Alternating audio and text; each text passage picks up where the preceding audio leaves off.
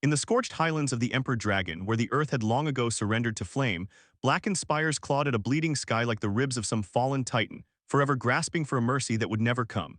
The wind there did not howl, it hissed. It carried ash instead of dust, heat instead of breath, and the faint metallic scent of something ancient that had burned too long and refused to die. At the mountain's peak stood a vast crater of fused stone, polished smooth by centuries of dragon fire. Within it lay a nest unlike any crafted by mortal hands. It was not woven from twigs nor gathered from straw. It had been forged. Obsidian ribs arched upward in a jagged crown, each piece carved and melted into place by deliberate flame. Massive bones, some belonging to long-forgotten beasts, others disturbingly humanoid, reinforced its perimeter like grim trophies of dominion. The structure was both cradle and throne. And within that throne had rested the final hope of a dying empire.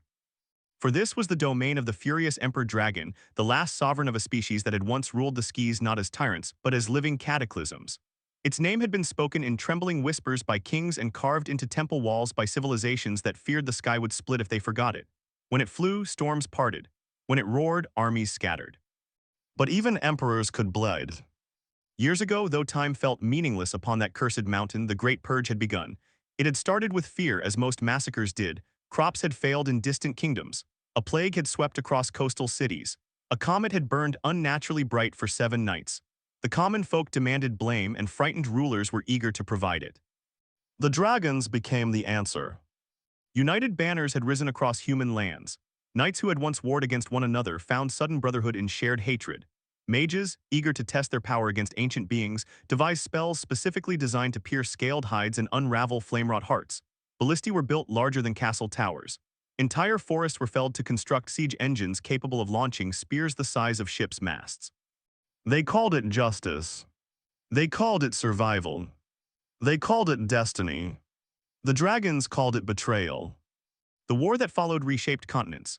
Rivers boiled, mountains collapsed, the sky itself darkened from soot and sorcery. Dragons fell one by one, some in glorious aerial duels, others ambushed in their sleep. The Emperor Dragon fought longer than any. Its fury became legend before it became grief. It burned entire armies to molten silhouettes fused into glass. It shattered castle walls with nothing but the downdraft of its wings. Yet even emperors could not stand alone against a world united in terror. On the final day, beneath a sky choked with smoke, the Emperor Dragon had retreated to its mountain. Wounded, bleeding molten ichor that hardened into jagged crystal where it touched the ground. Its roars had grown ragged but no less defiant. Clutched beneath its vast, broken wings had been a single, unhatched egg. The last. When the Allied forces finally reached the peak, they did so cautiously. Hundreds had already perished climbing the slopes. Spells flickered uncertainly in the oppressive heat. Knights removed helmets not from comfort, but because the metal had grown too hot against their skin. They found the Emperor Dragon standing over its nest. Not attacking. Not charging.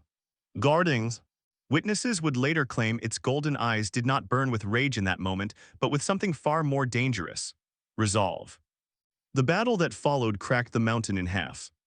The Emperor Dragon's final roar shattered stone for miles in every direction. It obliterated siege engines and sent armored soldiers tumbling like broken dolls. It tore through spell circles and crushed battalions beneath its claws, but wounds accumulated. Enchanted spears pierced scale. Chains of binding light constricted its wings. A blade forged in dragonfire itself, crafted from the remains of a fallen kin, found the gap beneath its jaw. When the Emperor Dragon finally fell, the mountain trembled as though mourning. Its body collapsed over the nest. Its wings folded inward. And beneath them, shielded by flesh and bone and the last fatting warmth of an emperor's life, the egg remained untouched. The Allied forces, exhausted and bloodied, believed the species extinguished. They left the mountain victorious, dragging trophies behind them. They never realized what they had failed to destroy. Seasons passed. Snow fell but never settled. Rain turned to steam before reaching the ground. The corpse of the Emperor Dragon became part of the mountain itself, its scales slowly fossilizing into blackened armor fused with stone, and beneath its ribcage, in a hollow of preserved heat and ancient magic, the egg endured. It pulsed faintly, waiting, until the day the mountain shook once more. It began with a crack soft, almost indistinguishable from the natural splitting of cooling rock. A thin fracture appeared along the egg's surface, glowing faintly from within, then another, and another. The air grew heavier. Birds mid-flight veered away in frantic arcs. Animals miles below whimpered and fled their dens. Even the wind altered its course, spiraling upward as though drawn to something awakening. With a sound like splitting thunder, the egg shattered. Flame burst outward in a spiral of incandescent fury. Shards of shell, glowing white-hot, embedded themselves into surrounding stone. From the inferno rose a shape small compared to the titan that had birthed it, yet vast compared to anything mortal. The hatchling emerged slick with molten residue, its first breath igniting the air itself. Its scales were black as starless midnight, each edged in faint crimson luminescence as though magma flowed just beneath the surface. Smoke coiled constantly from its nostrils in lazy spirals that smelled of brimstone and ancient caverns. Membranous wings, still damp from confinement, unfurled hesitantly before snapping wide with startling strength. And its eyes. Its eyes burned gold. Not the dull yellow of common flame, but a radiant metallic brilliance that seemed to hold memory within it. Fury, loss, instinct older than language. The hatchling drew in its first full breath. And screamed. The sound was not merely loud, it was catastrophic. It tore through the air like a living force vibrating stone into dust. Valleys miles away felt the tremor in their bones. Glass shattered in distant cities. Livestock collapsed where they stood, hearts overwhelmed by primal terror. Children woke from sleep crying without knowing why. Mages paused mid-incantation as their spells fizzled, disrupted by the sudden surge of draconic power flooding the currents of magic. It cannot be, one whispered, staring toward the distant mountain. But it was. The Emperor's bloodline lived. On the peak, the hatchling stumbled forward on unsteady limbs. It took in its surroundings, the massive fossilized ribs arching above, the lingering scent of its fallen progenitor. It nudged at the colossal skull half buried beside the nest. No response came. Something ancient stirred in its chest. Grief, though it did not yet know the words. Instinct answered that grief with rage. Flames erupted from its maw, uncontrolled and wild. They lashed outward in spiraling arcs, melting stone into liquid rivers that cascaded down the mountainside. The hatchling beat its wings, and the force alone sent shockwaves racing outward. At the base of the mountain, where rumor had already drawn opportunists and glory seekers, chaos erupted. Warriors had gathered within hours of the first scream. Some wore polished plate etched with anti-dragon sigils. Others carried relic weapons passed down from purge veterans. Mages constructed protective circles and muttered hurried calculations. Greed glittered in many eyes. A hatchling meant power, a hatchling meant leverage. Slay it and one's name would eclipse even the heroes of the Great Purge. But as the first wave of heat descended like a living avalanche, arrogance faltered. Armor grew too hot to touch. Leather straps smoked. The very air burned lungs with each inhale. One overeager knight took 3 steps up the slope before his shield liquefied in his grip. The hatchling's rage was not targeted. It was environmental. It saturated the mountain like a second atmosphere. None dared approach the nest itself. The creature's magic lashed outward unpredictably. Gouts of flame erupted without warning. Fissures split open beneath advancing feet. Spears warped before they could be thrown. Arrows ignited mid-flight. From a distance, the warriors watched. From a distance, they feared. The hatchling paced the rim of the crater, claws gouging trenches into obsidian. Each breath expelled heat waves that distorted the horizon. Its golden gaze swept over the lands below, and though it could not articulate memory, something in its blood recognized silhouettes in the distance. Small shapes. Armored shapes. Descendants of those who had slain its sire. A low growl vibrated through the mountain. It would not be hunted. It would not be helpless. Flames gathered in its throat again, brighter this time, more focused. At the mountain's base, commanders shouted for retreat.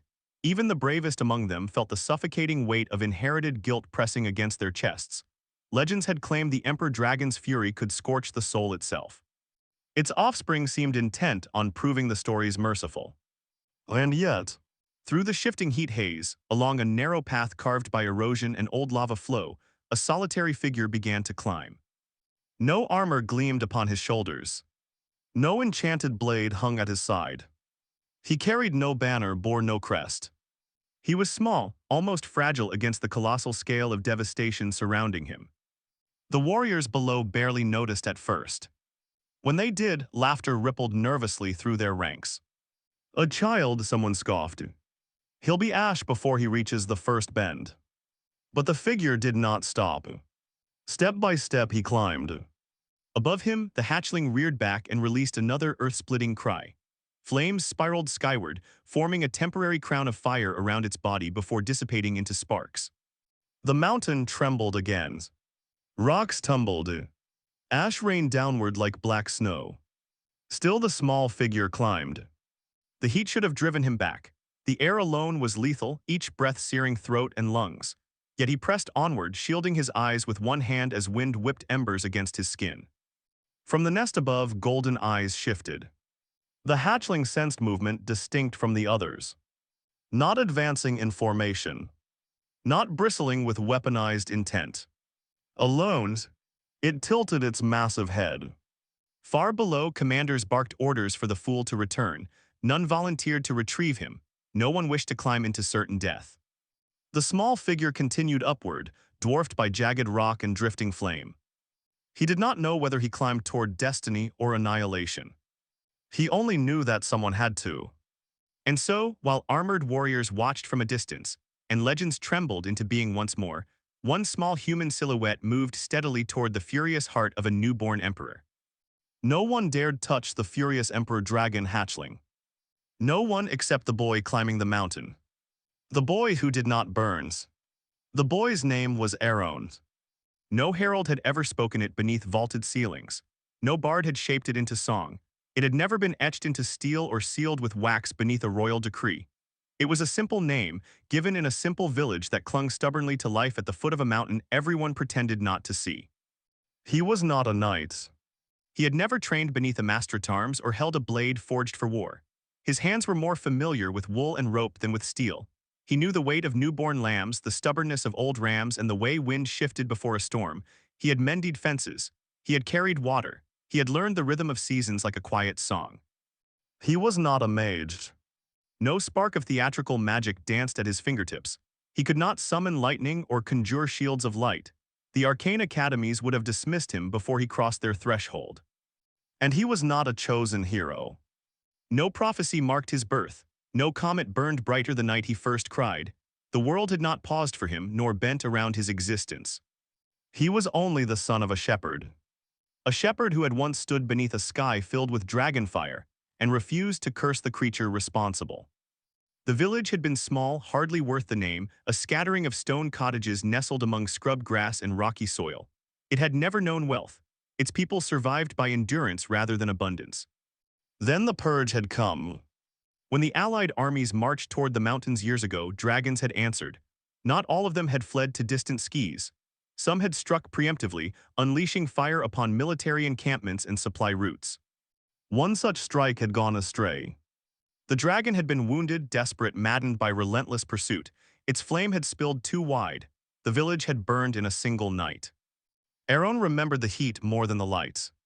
He remembered smoke swallowing the stars. He remembered screaming human and animal alike. He remembered clutching his father's hand as they ran toward the river. And he remembered stopping. Because his father had stopped. The wounded dragon had landed beyond the fields, thrashing in agony as arrows and spells chased it even there. Its roars had shaken the earth. It had not meant to burn the village. It had simply been trying to survive. The other villagers had hurled curses at the sky. Aaron's father had not. "Look at it," he had said, voice raw with smoke. "That is not cruelty, that is fear." The dragon had taken flight again, leaving ruin behind. The armies had followed. The village had buried its dead. Among them eventually was Aaron's father, though not from flame. A fever had taken him that winter, the kind that spreads easily when homes are gone and food is scarce. On the night before he died, he had pressed a worn red scarf into Aaron's hands. "Fear is loud," he had whispered. "It shouts, it blames, it burns everything around it." His breathing had grown shallow. "Understanding is quiet." Those were the last words he spoke. Years later, as the mountains screamed once more with the birth of an emperor's heir, Aaron remembered. He stood now at the mountain's base, the air already trembling with heat from above. Warriors had assembled in uneasy clusters. Their armor gleamed with enchantments. Their expressions shifted between anticipation and dread. The second scream of the hatchling rolled down the slopes like a physical force. Some men staggered, one dropped his spear. "It lives," someone whispered unnecessarily. Aaron stared upward through the heat haze. He could not see the nest, but he could feel something, a pulse in the air, like a heartbeat too large for a single body. The Emperor's bloodline lives. He tightened his grip on the red scarf tucked into his belt. No one noticed when he began to climb. At first, the slope was manageable, loose gravel and darkened stone still warm from ancient fire. The warriors were too busy arguing strategy to care about a shepherd's son wandering upward. "Let him go," a knight muttered when someone finally pointed him out. "The dragon will make an example of him." Aaron heard them. He did not turn back. The path grew steeper, the air thinned. Heat pressed against him from all sides, not merely from above but from the mountain itself. It was as though he climbed inside a furnace that had never cooled. His boots began to smoke at the soles. Sweat soaked his tunic within minutes, then evaporated just as quickly. His throat burned, each inhale scraped like sandpaper. He faltered once when a tremor shook the slope, sending a cascade of pebbles sliding downward. He dropped to one knee, steadying himself against a jagged outcrop. Above him, the hatchling roared again. The sound struck his chest like a hammer. He closed his eyes. Fear is loud. The roar was deafening. Understanding is quiet. He opened his eyes again and continued. Blisters formed on his exposed skin where stray embers brushed him, his hair singed at the edges. Still he climbed. By the time he reached the crater's rim, the world below had vanished behind curtains of shimmering distortion. The gathered warriors were little more than scattered glints far beneath him. The nest lay ahead. It was larger than he had imagined, a cathedral of obsidian and bone. At its center stood the hatchling. It was magnificent. And terrible. Even newly born, it dwarfed any creature Aaron had seen. Its scales absorbed light rather than reflected it, black so deep they seemed to swallow the world around them. Veins of molten crimson pulsed faintly beneath the surface like slow-moving lightning trapped in stone. Smoke curled from its nostrils in lazy spirals, but the air around it shimmered violently with contained inferno. Its golden eyes locked onto him instantly. There was no confusion in that gaze. Only fury. The hatchling drew in a breath. Aaron felt it, the pressure shift, the sudden vacuum before annihilation. Flame erupted. It came not as a straight torrent but as a spiraling storm, a vortex of white-hot destruction that devoured everything in its path. The sound alone split stone. Aaron did not run. His body screamed at him to dive aside, to fling himself flat, to flee. Instinct clawed at his spine. He forced himself downward instead. He dropped to his knees. The flames struck him and parted. It did not fade, it did not weaken, it curved. Like a river meeting an unseen pillar, the inferno split around his kneeling form. Fire cascaded to either side, melting the crater's edge into glowing slag. The ground behind him detonated in a spray of molten stone. But where he knelt there was only heat, immense, suffocating heat and light. The hatchling faltered mid-roar. Flames sputtered and died. Golden eyes narrowed. Aaron's skin felt as though it should blister instantly. The air shimmered inches from his face. Yet though sweat poured down his temples and tears streamed from seared ducts, he did not burn. The hatchling stepped forward. Each claw strike cracked obsidian like thin ice. Its wings flexed, scattering embers in spiraling arcs. It lowered its massive head until its shadow swallowed him entirely. Its maw opened. Rows of curved fangs, still wet from birth, gleamed like forged scimitars. Heat poured from its throat in rhythmic pulses. Aaron's vision blurred. He could smell sulfur and molten iron. Smoke curled around him, exploring, testing. The creature's breath washed over him in waves that should have reduced flesh to ash. Still, he did not move.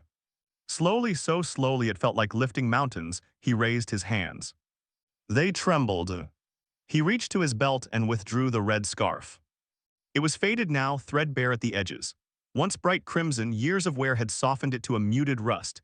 It carried faint memories of wool and smoke and a father's scent long since vanished. He placed it gently upon the stone between them. The hatchling's gaze flicked downward briefly, then returned to his face. "My father," Aaron said, his voice barely audible over the crackle of heat, "believed dragons were not monsters." The hatchling's growl vibrated through the ground. He believed they were rulers who answered fury with fury, because that was all they were given. The words felt small beneath such enormity, fragile, insignificant. But they were true. The hatchling leaned closer. Its snout hovered inches from him. The heat was unbearable now, pressing against his skin like physical weight. Tears streamed freely, evaporating before they reached his jaw. He extended one shaking hand. Gasps echoed faintly from far below, carried upward by erratic wind currents. The watching warriors had seen the parted flame. They saw now what he attempted. "Idiot," someone whispered. "Madman's dead." Aaron ignored them all. He reached forward and pressed his bare palm against the hatchling's snout. Contact. For a heartbeat, nothing happened. The scales were scorching, far hotter than any forge. Pain should have lanced through him, flesh should have charred instantly. Instead, light flared, not outward but inwards. Beneath his palm, golden radiance bloomed like sunrise beneath dark glass. It spread in delicate branching lines across the hatchling's snout, tracing patterns older than memory. The growl ceased abruptly. The mountain fell silent. Aaron felt something surge through him, not burning, not freezing, but resonant, as though a chord long dormant within his blood had been struck. Images flickered behind his eyes. Dragons soaring beside human riders, not chained but partnered. Vast halls carved into mountains where scaled titans coiled beside crowned figures. Oaths spoken in languages older than modern tongues. An ancient covenant. Long before the Purge, before fear turned neighbors into enemies, there had been a pact between dragon emperors and a single human bloodline. Not to conquer, not to dominate, but to understand. To temper fury with wisdom. To stand between species when distrust threatened to ignite war. That bloodline had dwindled over generations, forgotten, dismissed as myth. Until now, the hatchling inhaled sharply, but not in preparation for flame. Recognition stirred in its gaze. It saw not merely a human. It sensed something familiar, a resonance in spirit and blood that echoed faintly of its sire. The Emperor Dragon's blood remembered. Aaron felt the creature's fury vast, raw, suffocating, grief layered atop instinct, isolation upon birth, a world already hostile. He did not try to suppress it. He let it wash over him. "You are not alone," he whispered. The hatchling's head trembled. Its claws flexed, gouging trenches into stone. For a moment, it seemed as though rage would surge anew, that instinct would overwhelm recognition. Then, slowly, deliberately, the hatchling lowered its head. Its massive form sank until its snout rested against the stone, still beneath Aaron's hand. The golden light softened. From below, stunned silence gripped the watching warriors. They had expected ash. They had expected a scream cut short. Instead, they witnessed the impossible. A shepherd's son standing unburned before the air of the furious Emperor Dragon. The hatchling exhaled, not in flame but in something almost resembling a sigh. The air cooled by a fraction, enough to feel like mercy. Aaron remained kneeling, hand resting against warm scales, heart hammering in his chest. He did not feel like a hero. He felt small, but he also felt something else. Connected. Above the mountain, smoke parted briefly, allowing a single shaft of sunlight to pierce the ashen sky. It struck the nest, illuminating boy and dragon alike. Below, armored hands loosened their grip on weapons. The hatchling's fury had faltered, and the boy who should have burned remained untouched. The mountain, for the first time in years, did not tremble from rage. It waited. The flame that chose. The warriors below felt it first. Not with their eyes, not even with their ears, but in the wind. Moments earlier, the mountain had exhaled fury. Heat had rolled downward in crushing waves, pressing armor against skin like heated brands. The air had been thick enough to choke on, alive with violent magic that made even veteran mages tremble. Then, it shifted. Subtle at first, a hesitation in the current, a faltering in the oppressive pulse that had saturated stone and sky alike. The suffocating rage began to recede. Helmets no longer scorched fingertips at a touch. The ground beneath their boots stopped glowing faintly red. The sharp, metallic taste of impending annihilation faded into something quieter. Uncertain, confused murmurs rippled through the ranks gathered at the mountain's base. What is happening? Has it taken flight? Is it preparing something worse? No one knew. They only knew that the storm of fury above them no longer raged with the same mindless violence. High above, upon the obsidian crown of the mountain, a boy stood beside a dragon. Not as prey, not as conqueror, but as something the world had not witnessed in generations. The hatchling's immense body shifted molten-veined scales catching fractured sunlight that pierced the ashen clouds. Slowly, carefully, it curved inward. Its massive wings folded around Aaron, not in attack but in enclosure. Each membrane arched overhead like a vaulted cathedral roof, their undersides glowing faintly from residual heat. Its tail coiled along the ground, forming a barrier of living armor between the boy and the open crater. A fortress, not a prison. The hatchling lowered its head until its broad forehead pressed gently against Aaron's chest. The contact was deliberate, measured. Its breath washed over him, warm but no longer scorching. The violent tremors that had racked its newborn body eased into something steadier. Then the light came. It flared from beneath Aaron's hand where it still rested against blackened scales. Golden radiance bloomed once more, brighter this time, stronger, no longer hesitant. It spread outward in branching patterns, tracing ancient sigils across the hatchling's body. The markings were not carved nor burned. They emerged from within as though awakened from dormancy. Lines of molten gold etched across the dragon's scales, forming symbols long erased from mortal memory. They pulsed in rhythm with Aaron's heartbeat. The Emperor's heir had made its choice. Below, a knight removed his helmet, unable to look away. Sweat plastered his hair to his brow, though the heat was fatting. "It's bowing," someone whispered. Another shook his head slowly. No. It was not submission. It was recognition. Aaron did not move to claim dominance. He did not raise his arms in triumph. He did not shout commands or attempt to mount the creature. He simply stood, one hand resting against warm scales, his other hanging loosely at his side. He felt the hatchling's heart beneath layers of armored hide, a powerful, steady rhythm that no longer beat in frantic rage but in purposeful awareness. Trust formed there, fragile, blazing, a thread woven from memory older than war. The dragon shifted again, lifting its head slightly to look at him. Its golden eyes had changed. Moments ago, they had burned with blind fury, the instinctual wrath of something born into a world already hostile. Now that rage had sharpened. Focused, protective, imperial. Aaron met its gaze without flinching. He felt no sense of ownership, only responsibility. Far below, courage finally overcame paralysis.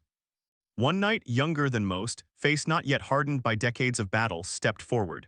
His armor bore the insignia of a kingdom that had lost many soldiers in the Great Purge. His gauntleted hands trembled slightly as he began the ascent. He did not charge. He did not raise his blade. He climbed cautiously, each step deliberate. The warriors behind him watched in strained silence. "If it attacks," someone began. "It won't," another muttered, though he sounded unconvinced. The knight reached the crater's rim. The sight before him rooted him in place. The hatchling's wings remained curved around the boy like a living citadel. Golden sigils glowed faintly along its scales, casting warm reflections across the obsidian floor. The dragon noticed him instantly. Its head lifted. Its body did not tense. It did not bare its fangs. But its gaze fixed upon him with unmistakable authority. A silent warning, not of indiscriminate destruction, but of boundary. The knight swallowed. His sword suddenly felt unbearably heavy in his grasp. For years, he had trained under stories of dragons as monsters, creatures to be hunted, feared, eradicated for the safety of mankind. He had seen villages burned, comrades slain. He had believed the narrative without question.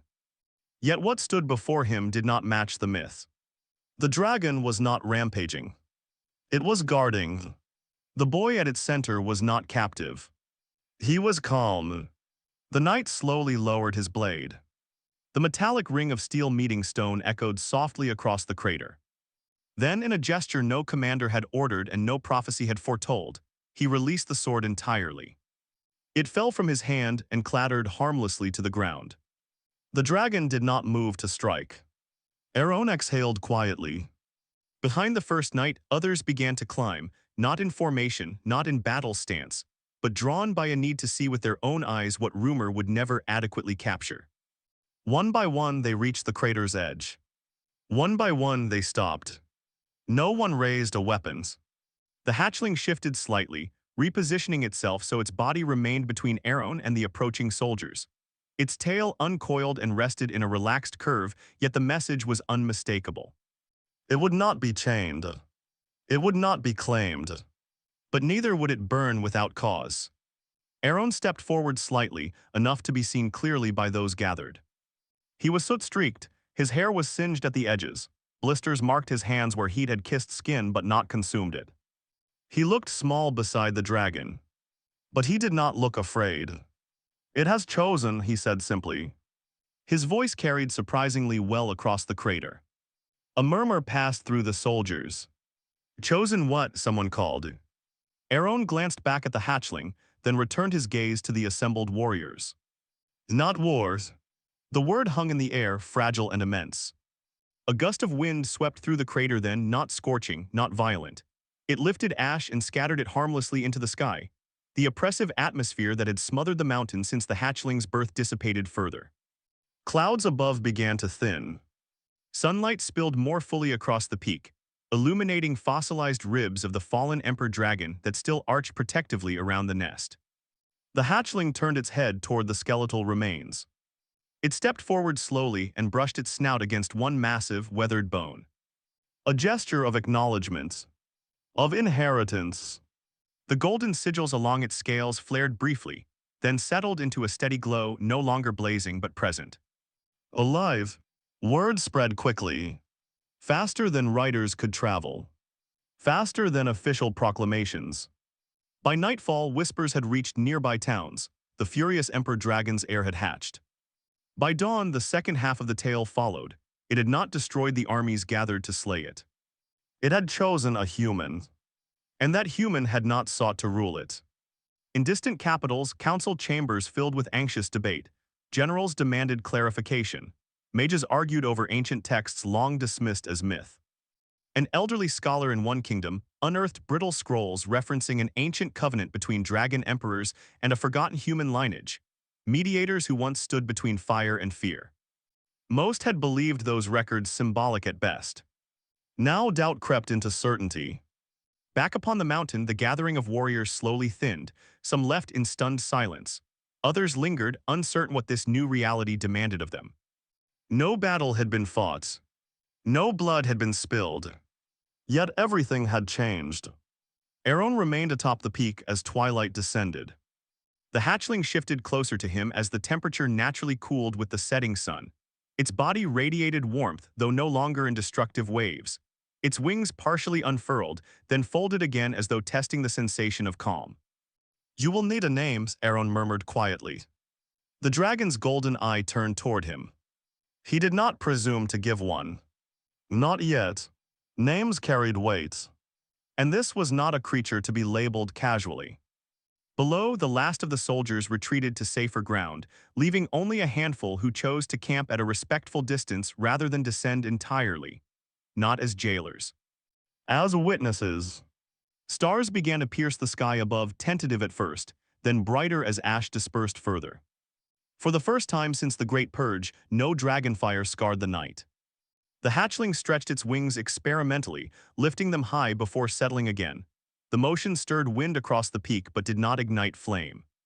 Aaron rested a hand against its shoulder. "You could burn them all," he said softly, glancing toward the distant camps below. The dragon's gaze followed his. "It could." The power coiled within its chest was vast even in youth.